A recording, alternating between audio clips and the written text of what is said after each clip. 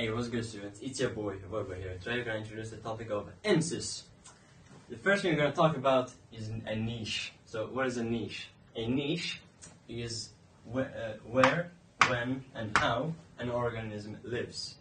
So, for example, we take elephants. We do where. Okay, so for example, savanna, like India, Africa, basically. When, for example, say that they feed in the day and sleep during the night, that's also in their niche. How they live is also very important. Are they herd animals, which they are? How do they breed? How do they hunt? How do they go to water supplies? That's also very important. So this whole concept is a niche.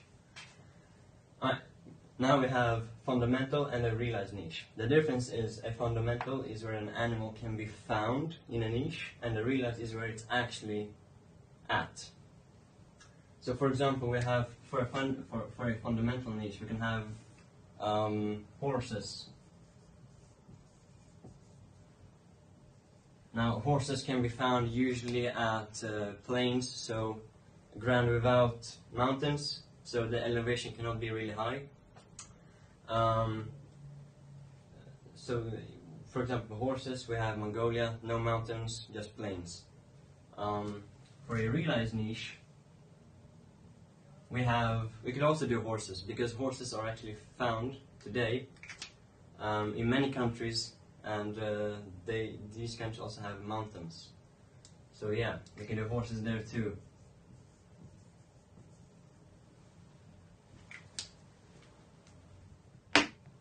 Okay, so we can draw this in a graph.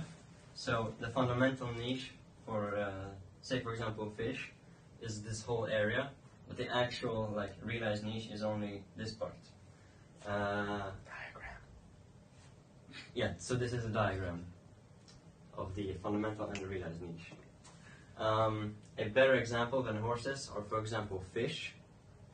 So a certain type of fish, for example, say in China, can have a fundamental niche of, say, the southeastern part.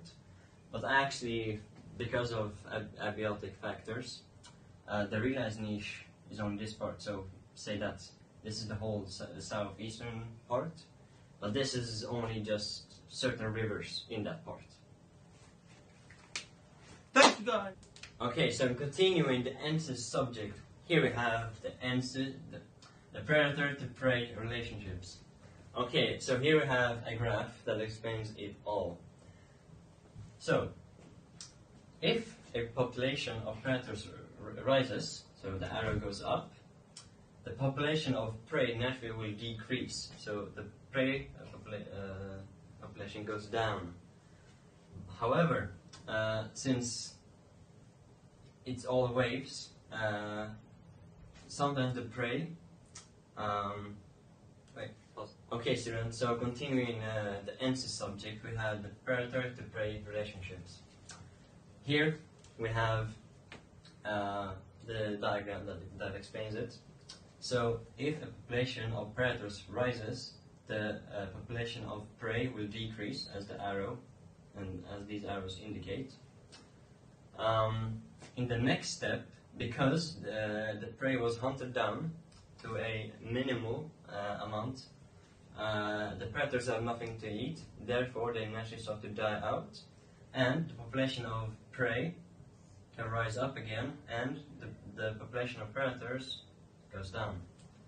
But now, when the prey is in large amounts, the predators can thrive again, because there's large amounts of food that they can eat. Therefore, predators will go up again, and prey will go down. And this is how it goes for centuries, as long as these two species live. An example of this would be, for example, owls and rodents, any rodents.